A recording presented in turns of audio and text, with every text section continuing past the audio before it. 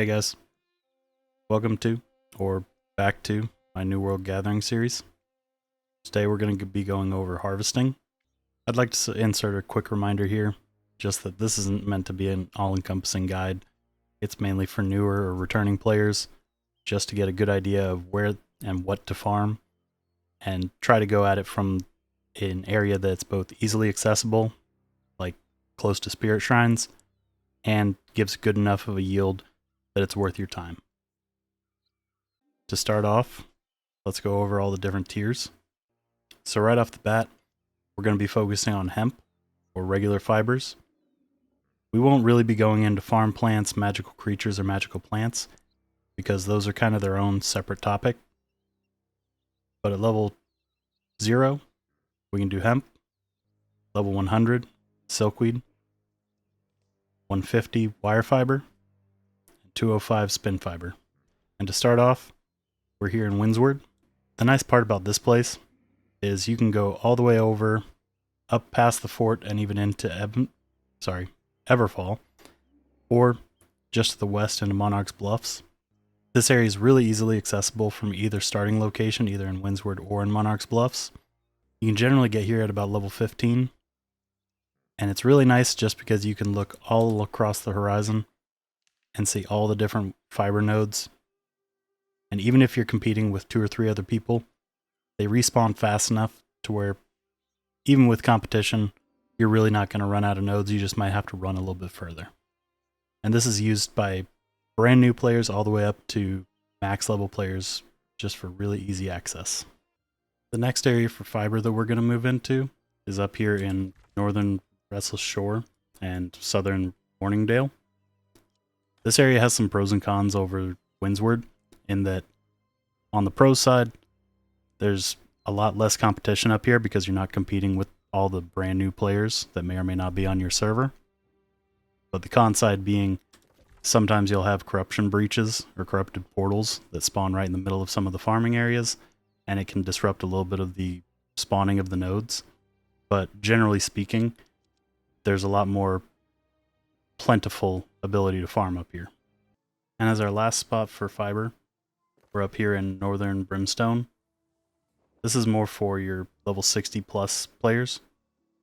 And I would really only use this spot if the previous 2 are being way overfarmed, because around here it's just a little bit harder to see the fibers mixed in with all the other plants, and you have to traverse up and down rocks. It's just more of a pain.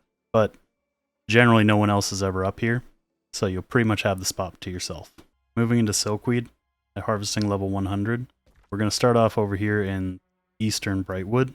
This is a nice little condensed area. Generally it's pretty populated with people in peak hours, but if you're able to get it, all the nodes are pretty tightly packed together and you can get quite a bit.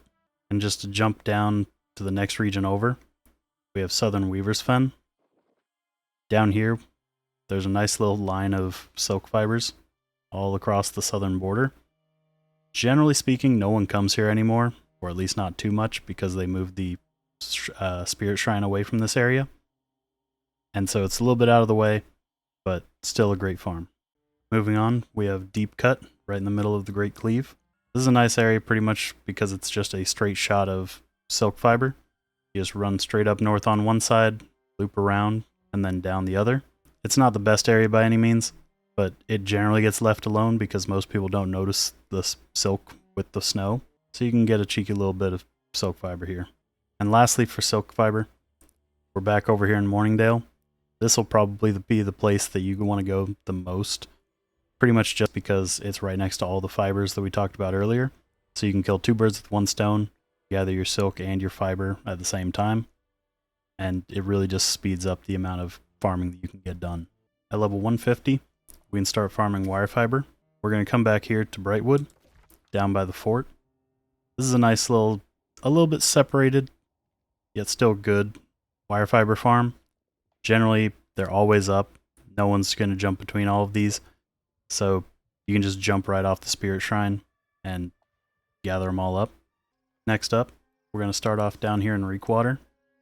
This is a little bit of a double, because both the southwest spirit shrine and the north, right next to the Dunkelberg shrine, in Weaver's Fen.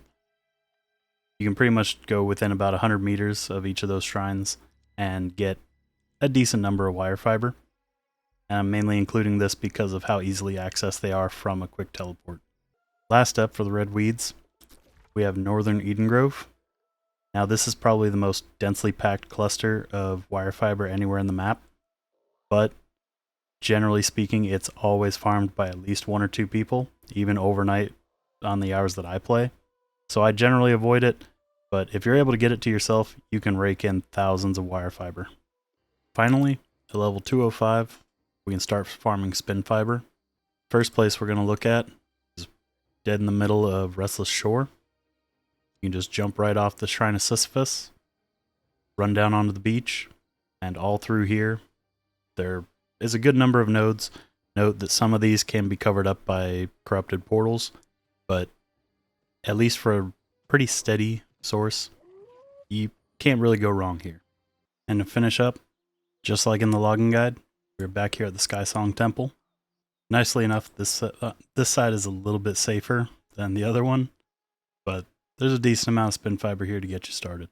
So that about does it for this one. Like I'll continue to say, this isn't meant to be a comprehensive guide on the best places to farm all the different materials. It's really just targeted at newer or returning players to get a good idea of areas that they may be able to farm safely and at least get a start. But I'd like to thank you guys for your continued support. And if you feel like it, drop any areas that you might think that I have missed or that you may think that benefit new players. And if you could, drop a like or even subscribe. That way more new players, or anyone really, can get a chance to see this information. I'll see you in the next one.